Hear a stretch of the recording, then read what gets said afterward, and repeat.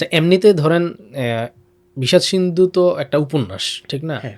যদিও সেটা ইতিহাসকে আশ্রয় করে লেখা হয়েছে বলে দাবি করা হয়, কিন্তু সেখানে আমরা দেখি যে ইতিহাসকেও বিকৃত করা হয়েছে। জি।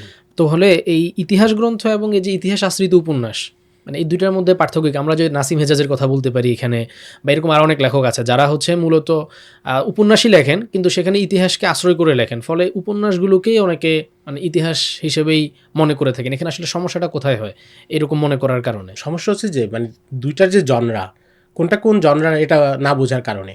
ইতিহাসের অনেকগুলো শাখা আছে, সামাজিক ইতিহাস, রাজনৈতিক ইতিহাস, সাংস্কৃতিক ইতিহাস, সভ্যতার ইতিহাস, ইতিহাসের অনেকগুলো ভাগ আছে। আবার উপন্যাসের অনেকগুলো ভাগ আছে। একটা হচ্ছে সামাজিক উপন্যাস, রাজনৈতিক উপন্যাস, আর আরেকটা হচ্ছে ঐতিহাসিক উপন্যাস। তার মানে ঐতিহাসিক উপন্যাসটা ইতিহাসের কোনো অংশ না, এটা হচ্ছে উপন্যাসের একটা অংশ, কথা সাহিত্যের একটা অংশ। তো ঐতিহাসিক উপন্যাসের মূল বিষয়টা থাকে যে ইতিহাসের কোনো একটা ইভেন্টকে কেন্দ্র করে এটার সাথে কল্পনা মিশে একটা নতুন কিছু দাঁড় করানো, হয়তো সেই ঘটনাটাকে ব্যাখ্যা করা নিজের মতো করে, অথবা হচ্ছে সেই ঘটনার সাথে মাল মশলা যোগ করে পাঠকের কাছে আনন্দময় করে তোলা। এখন এখানে যারা লেখে তাদের মধ্যে অনেক ধারা আছে। অনেকে হচ্ছে মৌলিক ইতিহাসটাকে অক্ষুণ্ণ রাখে, এর আশপাশে চরিত্র নির্মাণ করে, অর্থাৎ কেন্দ্রীয় যে চরিত্র ঐতিহাসিক ব্যক্তিত্ব তার চরিত্রে কোনো সে হাত দেয় না, আশপাশে কোনো একজন কেন্দ্রকে দিয়ে সেই ইতিহাসটাকে বর্ণনা করায় এবং সেখানে নিজের মতো করে অনেক কিছু যোগ করে।